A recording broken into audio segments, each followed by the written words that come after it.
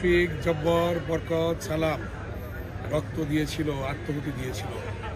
তাদের রক্তের বিনিময়ে আমরা পেয়েছিলাম সেদিন মাতৃভাষা, মায়ের ভাষা, ভাষার অধিকার পেয়েছিলাম। সেই ভাষার অধিকার প্রতিষ্ঠা করতে গিয়ে সেদিন বাংলাদেশের স্বাধীনতার বীজ বপন হয়েছিল। সেদিন থেকেই স্বাধীনতা সংগ্রাম শুরু হয়েছিল। আমরা পেয়েছি সেই স্বাধীনতা। যত আন্দোলন সংগ্রাম হয়েছে, প্রত্যেকটি আন্দোলন সংগ্রাম রাজপথে ফয়সালা হয়েছে। বিএনপির চেয়ারম্যান মাননীয় প্রধানমন্ত্রী জনাব তারেক রহমান বলেছেন, দেশ যাবে কোন পথে?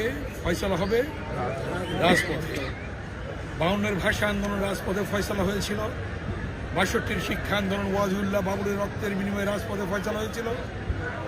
69-এর গণ অভ্যুত্থান শহীদ আসাদের রক্তের বিনিময়ে রাজপথে ফয়সালা। 71-এর মুক্তিযুদ্ধ মহান স্বাধীনতার ঘোষক শহীদ রাষ্ট্রপতি জিয়াউর রহমানের স্বাধীনতার ঘোষণার মধ্য দিয়ে লক্ষ লক্ষ শহীদের রক্তের বিনিময়ে মা বোনের ইজ্জতের বিনিময়ে রাজপথে ফয়সালা হয়েছিল। সেদিন পেয়েছিলাম আমরা স্বাধীনতা।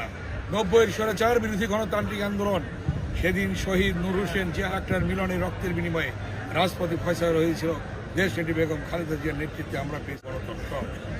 24-এর গণ অভ্যুত্থান, সেদিন সেই আন্দোলনে 17 বছরের আন্দোলনে জনাব তারেক রহমান নেতৃত্ব দিয়ে সেদিন আপনারা দেখেছেন, সে আন্দোলনে ইলিয়াস আলী গুম হয়েছে, চৌধুরী আলম গুম হয়েছে, সুমন গুম হয়েছে, হাজার হাজার ছাত্র জনতা গুম হয়েছে। এবং 24-এর যে আন্দোলন, সেই আন্দোলনে আপনার যে গণ অভ্যুত্থান সৃষ্টি হয়েছে, হাজার হাজার ছাত্র জনতা সেদিন রক্ত দিয়ে সাইদ, ওয়াসিম সহ এই কেরানীগঞ্জের সন্তান রিয়াজ, তারা রক্ত দিয়েছে। তাদের রক্তের বিনিময়ে আমরা পেয়েছি আবার একটি নতুন বাংলাদেশ। এই নতুন বাংলাদেশের অন্তর্বর্তীকালীন সরকার প্রতিষ্ঠা হয়েছিল এবং সেই সরকারের মাধ্যমে নির্বাচন হয়েছে। সুষ্ঠু একটি নিরপেক্ষ নির্বাচনের মাধ্যমে একটি গণতান্ত্রিক মানবিক সরকার প্রতিষ্ঠা হয়েছে।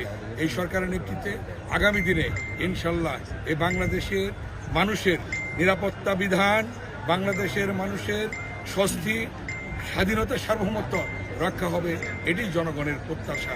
এবং বৈষম্যহীন একটি সমাজ ব্যবস্থা প্রতিষ্ঠা হবে, এটা জনগণের প্রত্যাশা। সেই প্রত্যাশা অনুযায়ী আমরা এগিয়ে যাব, গণতান্ত্রিক ধারাকে অব্যাহত রাখব, সকলে মিলেমিশে এই দেশকে আমরা গড়ে তুলব।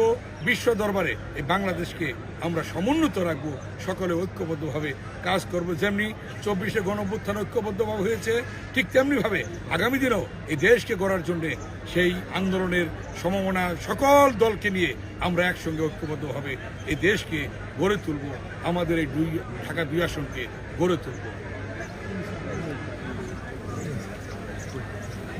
সম্মানিত সুধী, আমরা দেখতে পাচ্ছি যে আমাদের মাননীয় এমপি মহোদয় এইমাত্র